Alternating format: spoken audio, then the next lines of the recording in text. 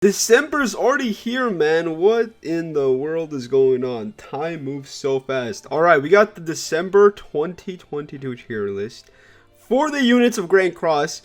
And there's not that many changes from the previous tier list of November.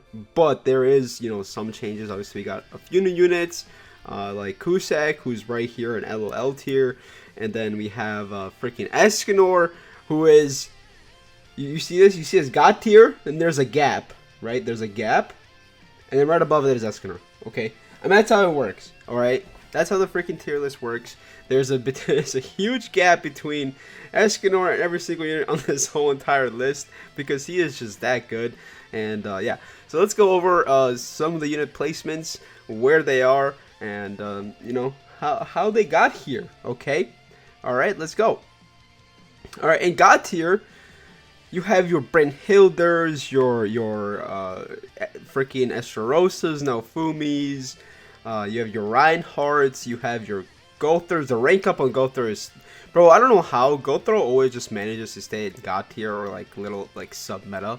Because he's just so good. You could honestly... I mean, you could put the Gothers in sub-meta, and that's completely fine instead of God tier. But the rank up, bro, the rank up is what makes Escanor go. Alright, Escanor works without the freaking Gothers, but having the Gothers on the team, man, it just puts Escanor in a whole nother tier, bro, because he just gets the rank 3s, one-shots, and does all that, so it's crazy. And then you have Blue Merlin. Blue Merlin has stayed true to the test of time, because, I mean, her freaking attack disable is just so broken. It really is, and it's a counter to many teams. It's a counter to Escanor if you CC. She's just very, very good. New Fast Merlin also is up here. I think she's very, very good, underrated for the freaking meta. She is still very viable, and her team has a lot of support. So the unknown team is still here, and it's still valid. I have Trader Melee up here in God tier because obviously, he is still technically God tier. He could wipe a whole team by himself. He still has the capabilities. It's Trader Meliodas, okay? Then you have Rimuru. Same thing. Rimuru is kind of staying to the true test of time. He can counter any team in the game. He can beat any team in the game. His ultimate is stupid strong. He's got very good skills. So yeah. Same with Lilia, man. Very strong unit. I mean, the units up here are very strong. They have capabilities to one-shot, so that's why they're up here. Liz as well. Very, very, very good still in the meta. Same with Echidna. Super mega support for unknowns. Kind of like a staple on the unknown team. She has capabilities to one-shot as well. Philo, same thing. She is very cracked unit. She hits very hard, and she is definitely a very scary threat when you go in PvP. For example, if you run into a PvP match and you're facing like Echidna, Philo, and let's say another third unit, doesn't matter who it is, probably Merlin. Like, your biggest threat on that team is probably Philo, right? You have to kill Philo, otherwise you're dead. Like, if you don't kill Philo on that team, you're dead. If Philo attacks you, GG, man. Good luck. Alright? So, yeah, those are my picks. Obviously, some of these can go like sub-meta. Like, Philo is definitely replaceable with other units, but I like Philo up there. I like seeing 2 shield hero units being up here in the God tier meta, so, yeah. Alright, next we're going to kind of just breeze through the other units here we have for sub-meta. Sub-meta means units that, can go on teams, but they are replaced by other units, or can be replaced by other units. The biggest example for that is Chandler. Chandler is very, very, very sub-meta on the demon team. Voice crack, but he can be replaced by other demon units. For example, let's say you're running Esterosa, you're running Assault Mode Meliodas, and you're running Chandler. You could replace Chandler for like a Zeldris frontline. Same with like Trader Meliodas and Assault Mode Meliodas, which he should be on here. I don't see him on here. Assault Melee. Oh, he's gone. He's not on the tier list. He's probably somewhere. I haven't spotted him yet, bro. I don't know where he is. Oh, there he is. There he is. So if, for example, like on the Esterosa team, right? You could replace Trader Melee for Assault Mode Melee. That's why he is in sub meta. But he is not as good or better than Trader Meliodas. So that's why he's not in God tier. like Trader Meliodas is. You get what I'm saying as far as the sub-meta units go.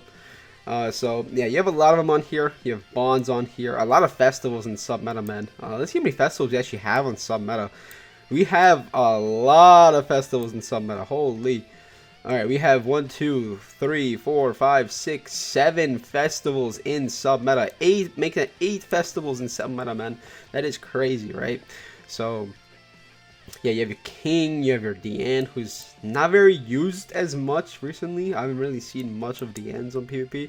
Merlin, you have your Gother, you have your Margarets and all that kind of stuff. So yeah, man, a lot of good units on here. Sub-meta doesn't mean they're bad. They're very good units. They're top of the line, top tier units, but they're just in sub-meta. And there is an R and SR character who I believe deserve to be in sub-meta, and that is Twigo and SR Liz, who have literally been out since day 1 of the game release, and they are very, very good, especially with their relics and what they can provide in the backline for a team. So yes, I believe so. Next we have the fun units. These are units you basically form a team when YouTubers are trying to make a video to use for fun and for the extra views. So yeah, you have your freaking your Kusags, your Kings, you have Milam, Lost Fate Melee. You get my point, right? Some other units can go in fun tier. For example, like Shuna can go in fun tier, she can go in fun tier, he can go in fun tier.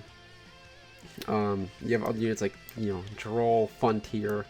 You could put Monspeed in fun tier. You know, the fun tier is very like LOL tier. You know, all these units can go in the same tier, but I just like making different tiers because having like, you know, one tier for like 60 units is not very cool. Okay, then you have your PvE class right here. PvE class means these units are specifically made to combat PvE activities and PvE activities alone. Now, some of these units can be used in other stuff like PvP, but most of them you will never, ever see in PvP. So yeah, let's take a look at what those units are. Freyr, obviously, the new, I forgot her name, bro, holy.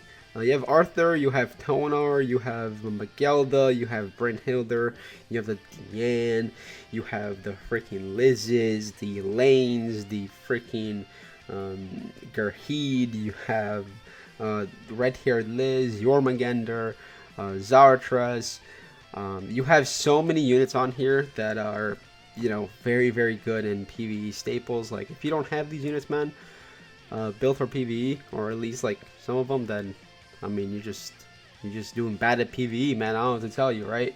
You need these units in order to be beating all the events and getting your characters and your box stronger.